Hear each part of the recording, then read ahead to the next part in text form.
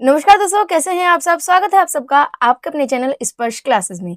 तो दोस्तों, BEd first year के अंदर सबसे पहला पेपर और उसके अंदर एक टॉपिक है आपका कोठारी कमीशन, जिसको हम कोठारी आयोग कहते हैं हिंदी में, और इसका दूसरा नाम है आपका इंडियन एजुकेशन सिस्टम, इनकी भारतीय शिक्षा आयोग भी हम इसको कह देते हैं। दोस्तों, ये जो आपका टॉपिक है ना, अगर आप इसको बुक में देखिए, बुक में आपको बहुत ज्यादा बड़ा मिलेगा, 8 से 10 पेजेस का सिर्फ ये एक टॉपिक मिलेगा। और उस टॉपिक में भी अगर आप देखेंगे ना, तो हेडिंग्स के अंदर सब हेडिंग्स की भी सब हेडिंग्स, पॉइंट्स, इतने सारे हेडिंग्स लगे हुए हैं, इतने सारे सब हेडिंग्स लगे हुए हैं हेडिंग के अंदर हेडिंग, कि आप जब देखेंगे तो इतना ज्यादा दिमाग जो है बिल्कुल ही कंफ्यूज हो जाएगा कि क्या करे क्या नहीं करे, और याद रखना इसको बहुत ज्यादा मुश्किल हो जाता है।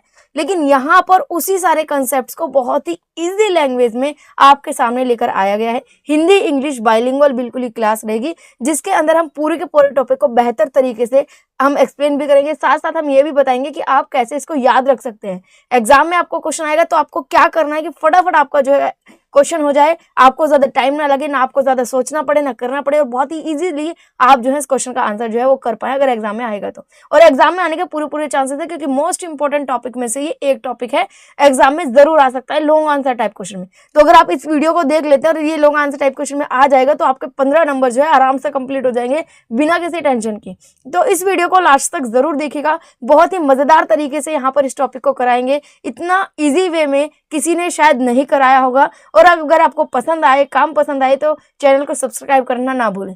तो चलिए ज्यादा समय न लेते हुए शुरू करेंगे आज के इस वीडियो को। तो चलिए दोस्तों, शुरू करते हैं आज के इस टॉपिक को। बहुत ही इजी वे में हम बताएंगे, एक एक टॉपिक को क्लियर भी करना है, एक एक पॉइंट्स को क्लियर करना है, साथ ही साथ हमें ये भी देखना है कि कैसे हम इसको इजी वे में कर सकते हैं। तो पूरी वीडियो को कोई भी पॉइंट मिस मत कीजिएगा, ये टॉपिक आपका बिल्कुल पक्के से तैयार होने वाला है। तो देखिए, यहाँ पर आप देख सकते हैं जो कोठारी कमीशन है ना, इसको हम भारतीय शिक्षा आयोग के नाम से भी जानते हैं।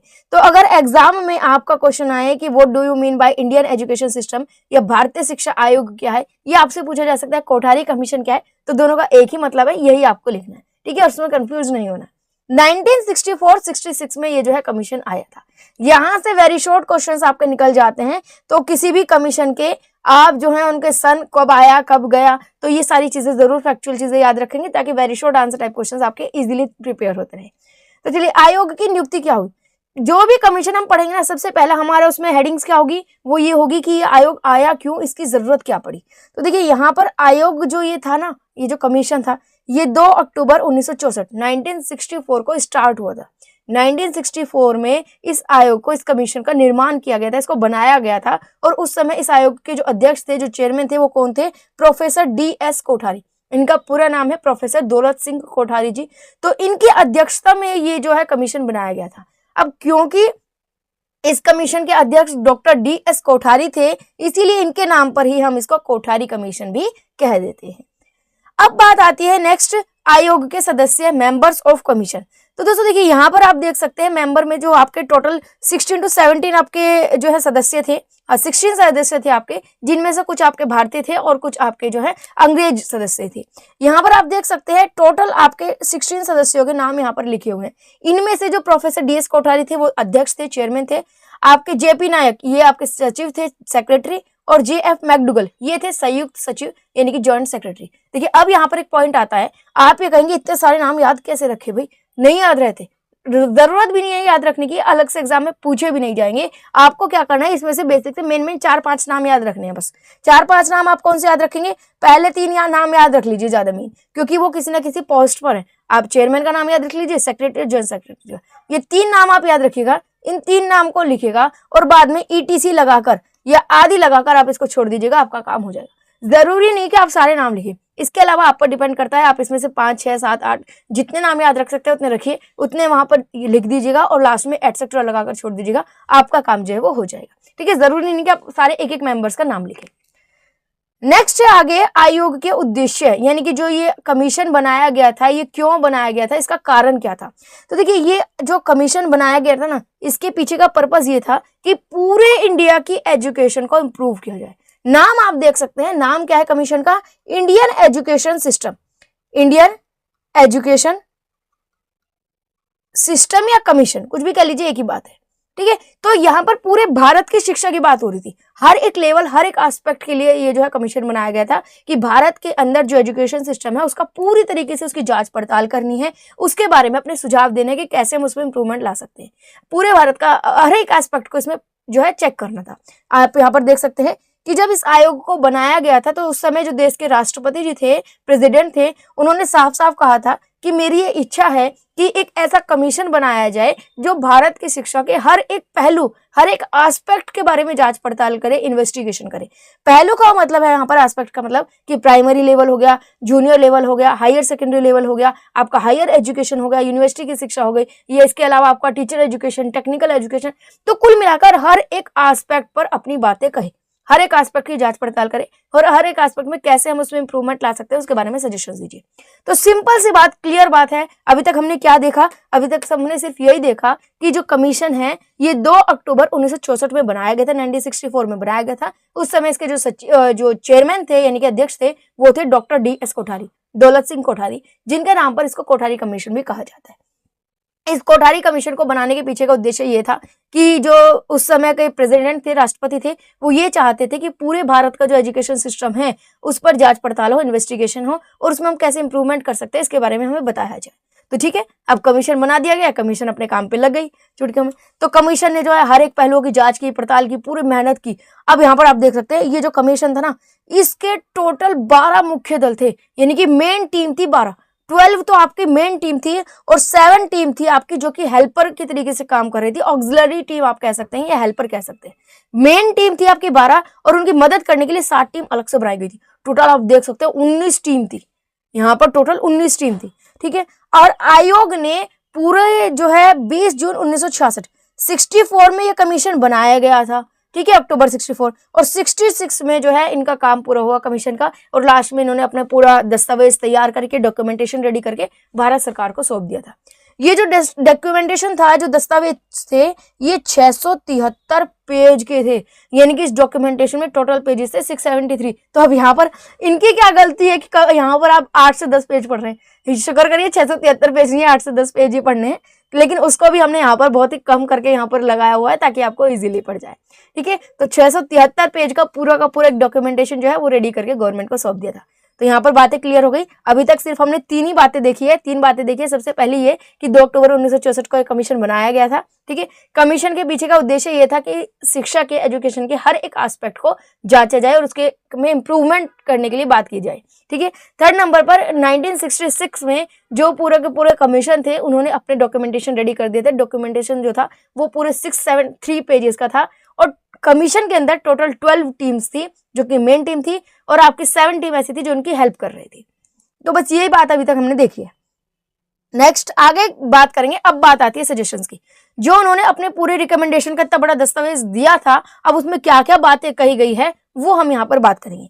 देखिए, सबसे पहले ये बात आपको क्लियर है, हमें पता है कि जो ये कोठारी कमीशन है इन्होंने हर एक एस्पेक्ट पर बात की, पता है ना कि हर एक एस्पेक्ट पर बात की। अब यहाँ पर आ जाता है आपके लिए मेन काम। ये अगर आप देखेंगे ना तो इसके बाद आपके लिए पूरा टॉपिक बड़े मजेदार हो जाएगा। इसको मैं लास्ट में कराने वाली थी वैसे तो वीडियो के, लेकिन यहाँ पर अगर आप अब देख लेंगे तो ज्यादा बेहतर रहेगा। देखिए, ये मैंने इसमें बनाया हुआ है, थोड़ा सा कैमरे को मैं साइड में कर देती हूँ, हाँ बस, ठीक है, आपको ताकि सही दिख जाए। आई होप आपको क्लियर दिख रहा होगा। चलिए, तो ये मैंने आपके लिए जो है छोटे से बुलेट पॉइंट्स बनाए हुए, शॉर्ट नोट। अगर आप इस तरीके से तैयारी करेंगे ना तो देखिए, यकीन मानिए आपको तैयारी करने में ज्यादा टाइम नहीं लगेगा और ऐसा टॉपिक तैयार होगा ना कि जब आपके एग्जाम में क्वेश्चन आएगा आपको सोचने की जरूरत नहीं पड़ेगी, किसी तरह की कोई कंफ्यूजन नहीं होगी। आप देखिए, जो ये पूरा का पूरा कोठारी कमीशन है इसमें सिर्फ मेन पॉइंट्स क्या है, सिर्फ मेन पॉइंट्स को पकड़िए, बुलेट पॉइंट्स को पकड़िए, बाकी अंदर आपको अपने आप बनाना है। कैसे? हम यहाँ पर देख चुके हैं कि जो कमीशन है ये 2 अक्टूबर को आया था 1964 में दिल्ली के विज्ञान भवन में। उस समय जो चेयरमैन थे वो थे डॉक्टर DS कोठारी जी। तो 12 जो है 12 आपकी टोटल टीम थी, मेन टीम, और 7 जो थी वो उसकी हेल्पर टीम थी। 673 पेज का पूरा ये प्रतिवेदन था, डॉक्यूमेंटेशन था और 20 जून 1966 में ये भारतीय सरकार को सौंपा गया। ये तो हो गया फैक्चुअल चीजें जिनसे कि वेरी शॉर्ट में भी आपसे पूछा जा सकता है। अब बात आती है कि जो इन्होंने कमीशन ने अपनी रिकमेंडेशन दी, उच्च शिक्षा पर बात की, हायर एजुकेशन पर। हमें पता है हर एक एस्पेक्ट को यहाँ पर जांच करनी थी, इन्वेस्टिगेट करना था, हर एक एस्पेक्ट के बारे में बात करनी थी। तो यहाँ पर सबसे पहले एक बात जो है 1 बाय 1 सभी के बारे में बात की। हायर एजुकेशन के बारे में बात की कि हायर एजुकेशन में क्या कमियां हैं और कैसे हम उसमें इंप्रूवमेंट ला सकते हैं। एडल्ट एजुकेशन के बारे में बात की कि वयस्क शिक्षा, जैसे कि जो बच्चे या जो व्यक्ति 18+ हो गए हैं लेकिन उनकी एजुकेशन नहीं हुई है, इलिटरेट है, तो कैसे उनको एजुकेट किया जाए। शिक्षा की नई पूरी की पूरी संरचना बता दी, पूरा का पूरा कंसेप्ट जो है वो चेंज कर दिया। जैसे कि इन्होंने कहा कि वही इतने साल की प्राइमरी एजुकेशन होनी चाहिए, इतने साल की आपकी मिडिल एजुकेशन होनी चाहिए, इसके बाद आपकी जूनियर होनी चाहिए, इसके बाद आपके बोर्ड्स के एग्जाम होने चाहिए। तो पूरा का पूरा जो स्ट्रक्चर था वो चेंज कर दिया।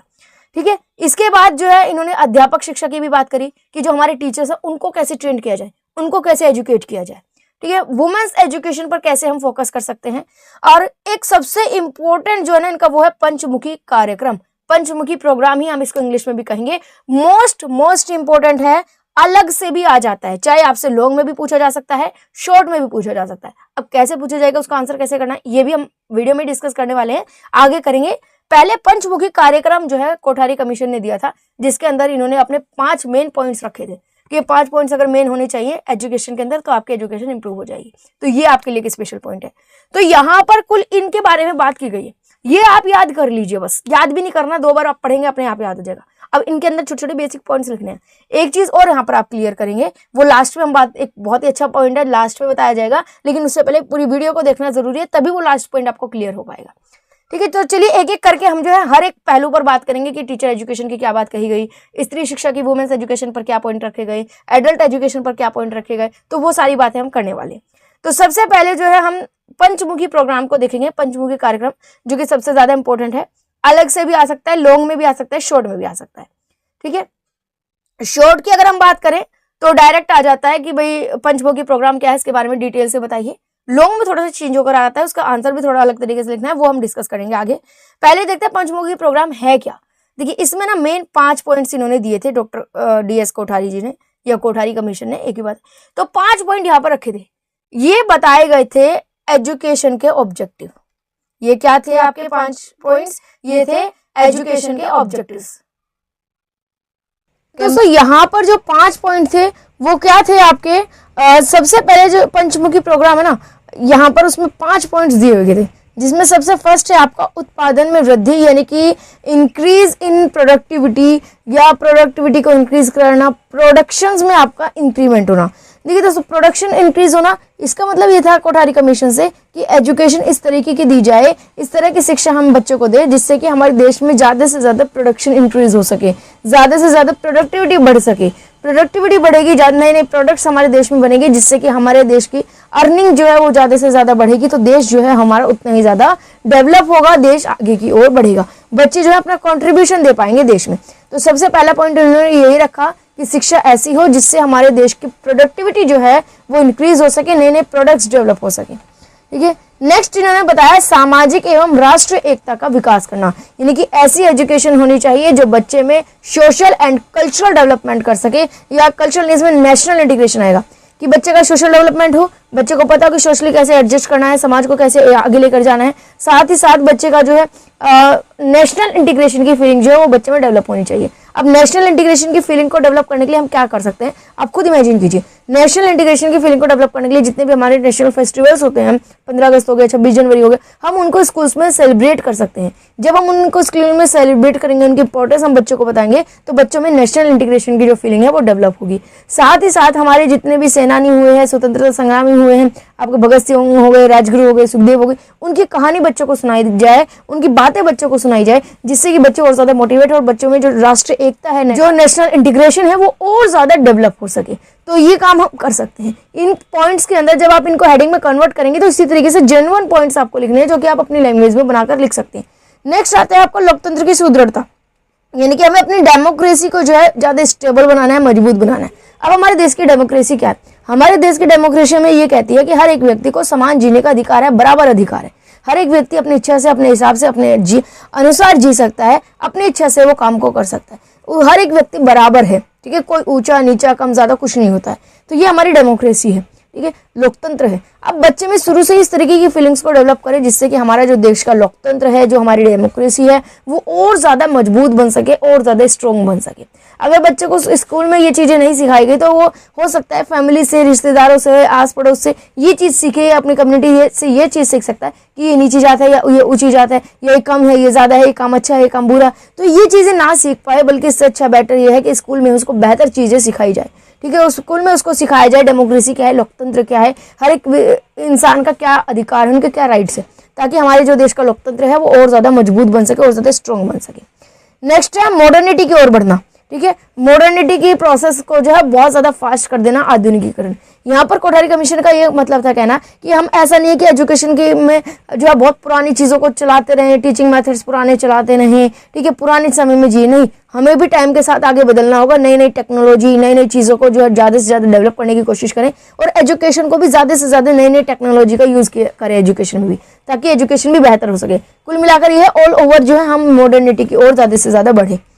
नेक्स्ट इन्होंने बताया सामाजिक, नैतिक एवं आध्यात्मिक मूल्यों का विकास करना, यानी कि बच्चे में ऐसी एजुकेशन हो, ऐसी एजुकेशन हम बच्चे में दें जिससे बच्चे में सोशल फीलिंग्स डेवलप हो, एक दूसरे की मदद करना, एक दूसरे का सहयोग लेना देना, तो ये फीलिंग्स डेवलप हो। साथ ही साथ बच्चे में जो मॉरल कैरेक्टर डेवलप होता है वो भी बच्चे का होना चाहिए, मॉरल वैल्यूज़ बच्चे को सुनाएं। उसके लिए हम कहानियाँ सुना सकते हैं, हम मॉरल वैल्यूज़ की स्टोरीज सुना सकते हैं जिससे कि बच्चे में मॉरल वैल्यूज़ जो है वो डेवलप हो सके।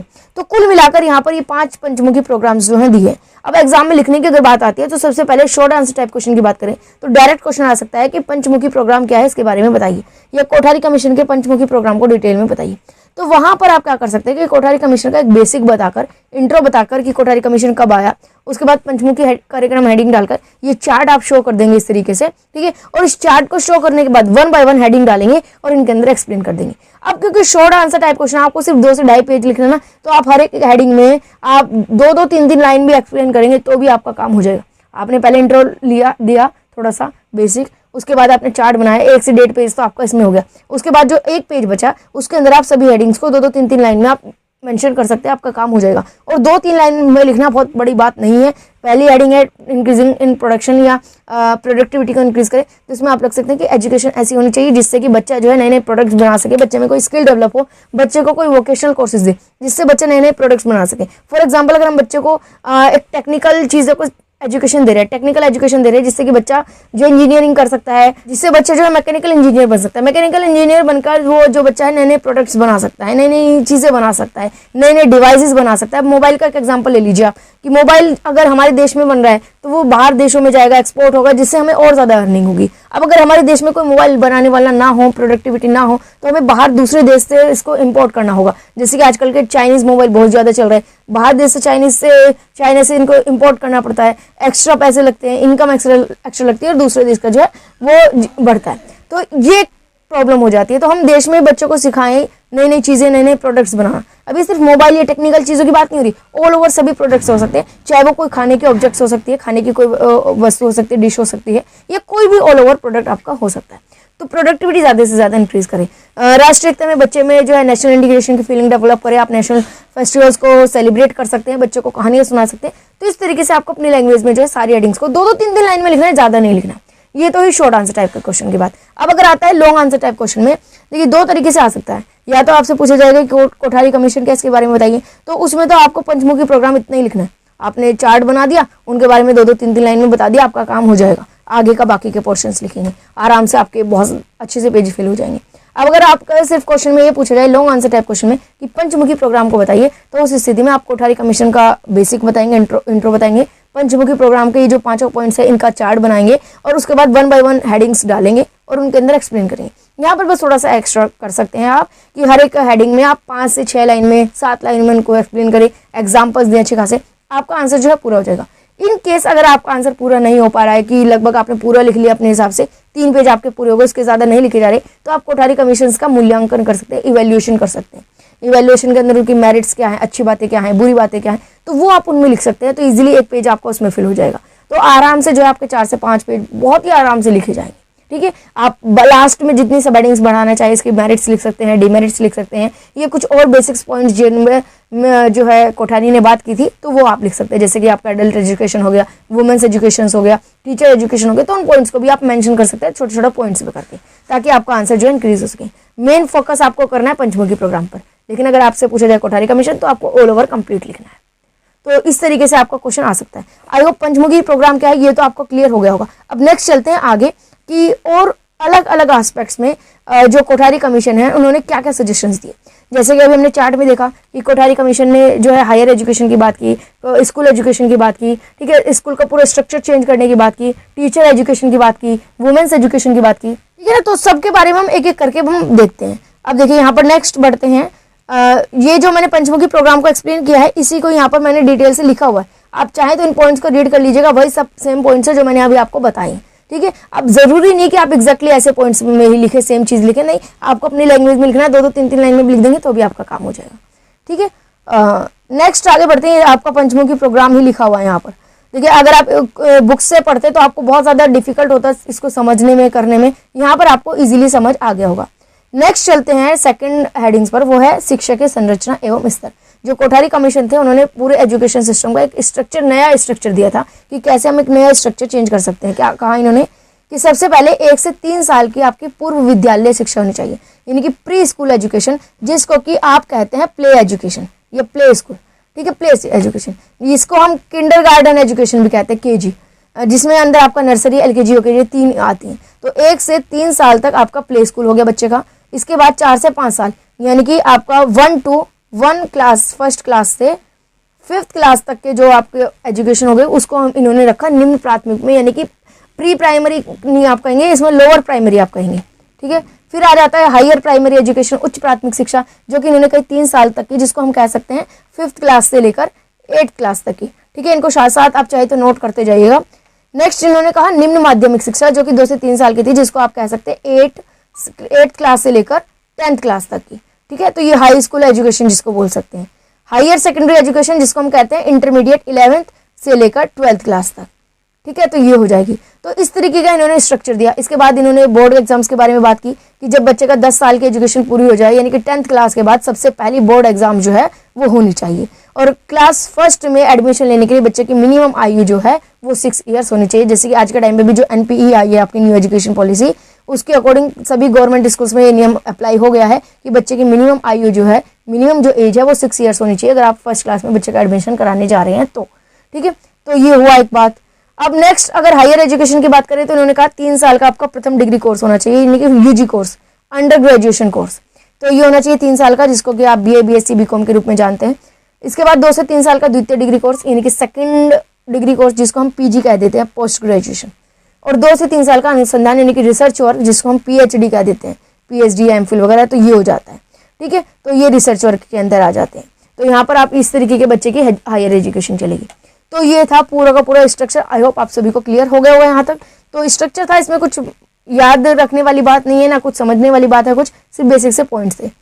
अब नेक्स्ट अगर बात करते हैं हम टीचर एजुकेशन की, अध्यापक शिक्षा की, तो जो कोठारी कमीशन थे ना उन्होंने सबसे पहले कहा कि अध्यापक शिक्षा में कितनी सारी बुराइयां हैं, वो सारी बुराइयां गिनाई कि ये सारी कमियां हैं। कमियां क्या लगी उनको? कोठारी कमीशन ने कहा कि जो टीचर एजुकेशन, यानी कि जो टीचर्स को ट्रेन किया जाता है ना, वो बहुत ज्यादा लो क्वालिटी की एजुकेशन हम टीचर्स को दे रहे हैं, लो क्वालिटी में हम ट्रेन कर रहे हैं, ठीक है। जो हम टीचिंग मेथड्स अपना रहे हैं वो बहुत ही ज्यादा लो क्वालिटी की है, बहुत ज्यादा ओल्ड है, ओल्ड फैशन हो चुकी है। तो ये सब कमियां बताई। उसके बाद उन्होंने अपने कुछ सजेशंस दिए कि हम कैसे टीचर्स एजुकेशन को इम्प्रूव कर सकते हैं। क्या कहा इन्होंने कहा कि जो शिक्षा का विषय है, विषय यानी कि सब्जेक्ट, यहाँ पर एजुकेशन पूरे प्रोसेस की बात नहीं हो रही बल्कि एक एजुकेशन के सब्जेक्ट की बात हो रही है जो आपके बीएड में होता है। बीएड का फुल फॉर्म क्या होता है? Bachelor of education. तो वही चीज है कि जो एजुकेशन सब्जेक्ट है ना, ये आप MA और BA इन दोनों कोर्सेज में भी इंक्लूड कर दो। यानी कि जो BA और MA होता है इन दोनों कोर्सेज में आप क्या कर सकते हैं, अब एजुकेशन का सब्जेक्ट इंक्लूड कर सकते हैं ताकि बच्चे में एजुकेशन के प्रति एक इंटरेस्ट डेवलप हो सके, एप्टीट्यूड डेवलप हो सके, ठीक है। इसके बाद जो ट्रेनिंग पीरियड होता है बच्चे का, जैसे आप जानते हैं कि फर्स्ट ईयर में आपको 10 डेज की ट्रेनिंग कराई जाती है और सेकंड ईयर में 4 मंथ्स की ट्रेनिंग का, इंटर्नशिप का आपका टाइम ड्यूरेशन होता है। तो इन्होंने कहा कि उसके लिए जो आप स्कूल सिलेक्ट करेंगे जहां पर आप अपने स्टूडेंट्स की ट्रेनिंग कराएंगे, तो वो स्कूल ऐप ऐसे सिलेक्ट करें जो कि ऑलरेडी मान्यता प्राप्त हो, ठीक है। कोई भी रैंडम स्कूल आप ना सिलेक्ट करें बल्कि अच्छे स्कूल, मान्यता प्राप्त स्कूल को ही में ही आप अपने बच्चों की ट्रेनिंग कराएं। इसके बाद नेक्स्ट इन्होंने कहा कि अलग अलग तरीके की बहुत सारी ट्रेनिंग सेंटर्स खुले हुए, ट्रेनिंग कोचिंग सेंटर्स खुले हुए, उन सबको बंद करके एक इस तरीके का कंप्रेहेंसिव कॉलेज बनाया जाए। क्या कहा इन्होंने कि कंप्रेहेंसिव कॉलेज बनाया जाए जिसमें हर लेवल के टीचर्स को एजुकेट किया जाए, यानी कि जो भी कोई भी व्यक्ति, कोई बच्चा, कोई स्टूडेंट जिस लेवल पर भी टीचर बनना चाह रहा है, बच्चा जो है जिस भी लेवल पर बच्चा टीचर बनना चाहता है तो उस लेवल के टीचर के मतलब एक ही कॉलेज में सबको ट्रेन किया जाए। प्राइमरी एजुकेशन के लिए भी वहीं पर आपकी ट्रेनिंग हो और उसी कॉलेज में, जूनियर लेवल पर आप पढ़ाना चाहते हैं तो भी उसी कॉलेज में, यानी कि एक ऐसा कंप्रेहेंसिव कॉलेज जहाँ पर हर एक लेवल के टीचर्स को ट्रेंड किया जाए। तो ऐसे कॉलेजेस बनाए जाए। इन कॉलेजेस की जो रेस्पॉन्सिबिलिटी होगी वो होगी काउंसिल की। एक हर एक स्टेट में, हर एक राज्य में काउंसिल बना दिया जाए जिसकी जिम्मेदारी किसकी है, टीचर्स एजुकेशन की, जिसको हम कह सकते हैं SCTE, ठीक है, state council of teacher education, state council for teacher education. इसके अलावा एक होता है NCTE, इसका नाम आपने सुना होगा, जिसको हम फुल फॉर्म में कहते हैं national council for teacher education. ये नेशनल है तो पूरे देश के लिए हो गया, ये जो काउंसिल है NCTE ये तो पूरे देश के लिए होगी, लेकिन जो SCTE है ये सिर्फ राज्य के लिए हो गया।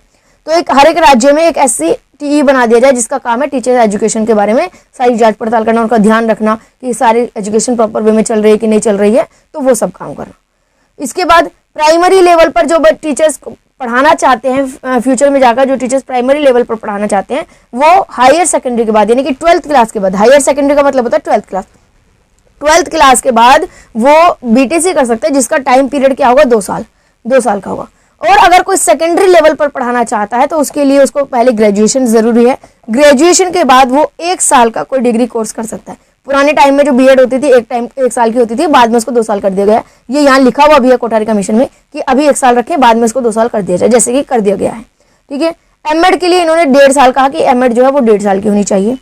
इसके बाद इन्होंने कहा कि जो ट्रेनिंग कॉलेजेस में, प्रशिक्षण विद्यालयों में जो टीचर्स पढ़ा रहे हैं, यानी कि वो टीचर्स जो फ्यूचर टीचर्स को ट्रेंड कर रहे हैं, उनके पास शिक्षा में, एजुकेशन में उपाधि होनी चाहिए, डॉक्टरेट होनी चाहिए, ठीक है। इसके साथ साथ 2 PG कोर्सेज होने चाहिए और डॉक्टर की उपाधि वाले जो टीचर्स हों वो मिस इक्वल रेशियोज में हो लगभग। छात्र अध्यापक यानी कि जो टीचर्स ट्रेनी हैं उनसे कोई शुल्क ना लिया जाए, कोई फीस ना ली जाए, उनको स्कॉलरशिप दी जाए। तो ये बात कही गई इस पूरी की पूरी किसके बारे में, टीचर्स एजुकेशन के बारे में। अब जरूरी नहीं कि आपको इतने सारे पॉइंट सारे के सारे याद रहे, नहीं, आप इनको एक बार पढ़ लीजिएगा, थोड़ा बेसिक से एक स्टोरी की तरफ से पढ़िएगा और उसके बाद 2-3 पॉइंट जितने आपको याद रहे वहां पर उतने लिख सकते हैं। आप हर एक हेडिंग के अंदर 2-4 लाइन में भी लिखेंगे तो भी आपके 6-7 पेज फेल हो जाएंगे और आपको तो लिखने ही 4 से 5 पेज है, तो कोई दिक्कत नहीं है, इसमें इतना बड़ा कंटेंट है ना, आराम से आप करिएगा।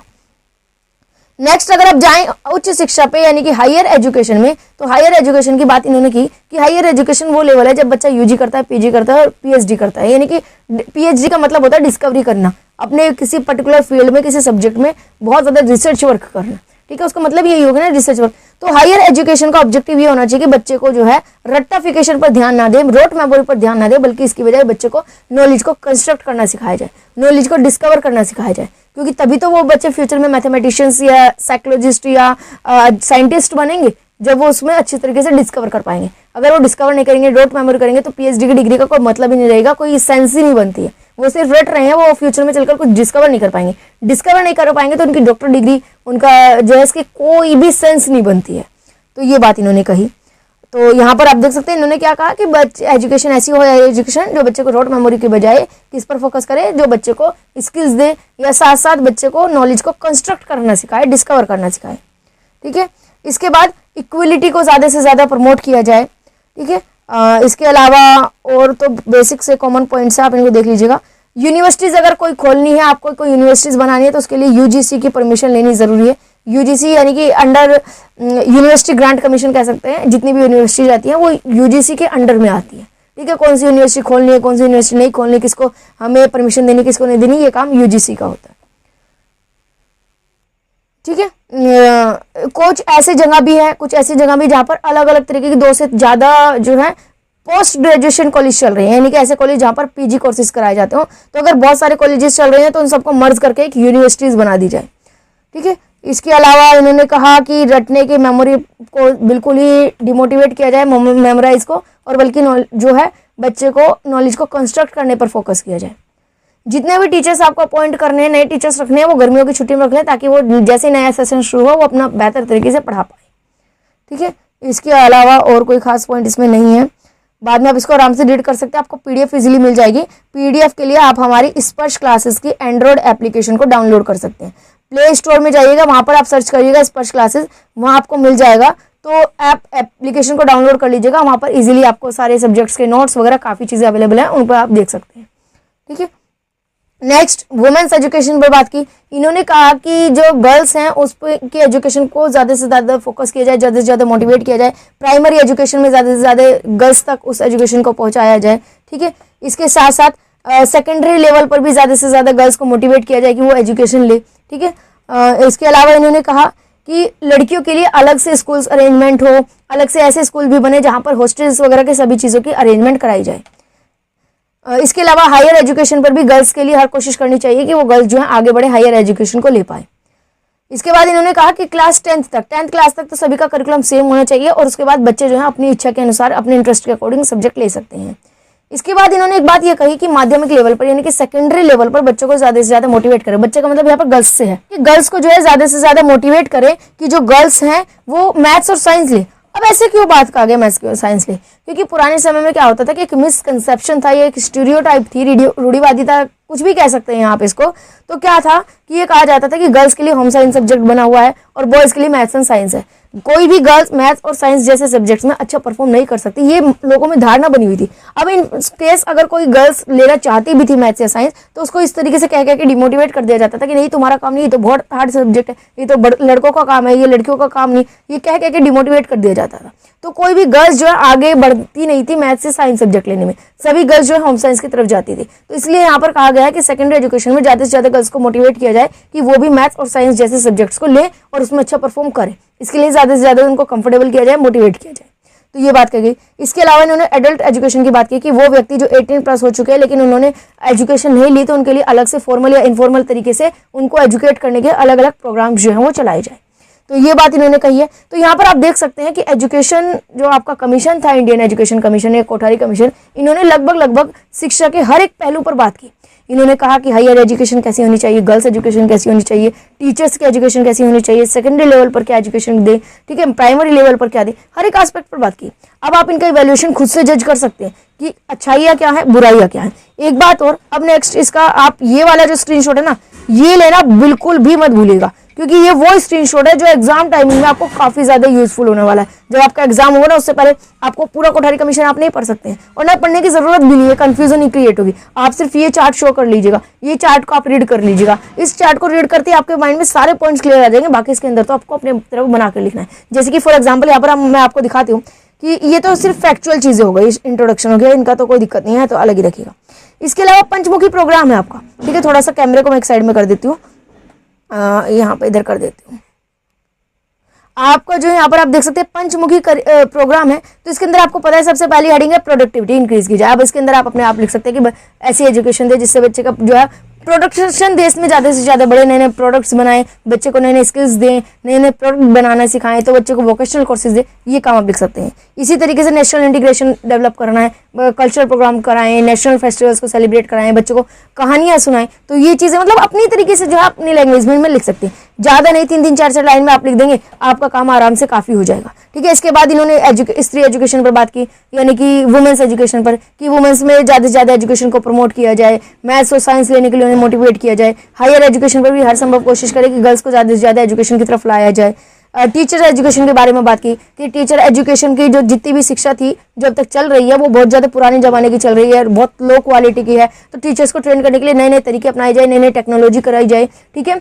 इसके अलावा जितने भी अलग अलग तरीके के ट्रेनिंग सेंटर्स खुले हैं उन सबको बंद करके एक तरीके का ट्रेनिंग सेंटर खुले, कंप्रेहेंसिव कॉलेजेस बनाए जहाँ पर एक ही कॉलेज में हर तरह के टीचर्स को ट्रेन किया जा रहा है, ये हर तरह के हर लेवल के टीचर्स को ट्रेन किया जा रहा है। तो ये चीज़ें हो जाएंगी इसमें, ठीक है। इसके बाद नई संरचना, हमें पता है इन्होंने क्या स्ट्रक्चर दिया था, इसको थोड़ा सा आप देख सकते हैं ज़रूर 2-4 बार, तो आपका माइंड में बैठ जाएगा, उसके बाद ज़रूरत नहीं पड़ेगी देखने की।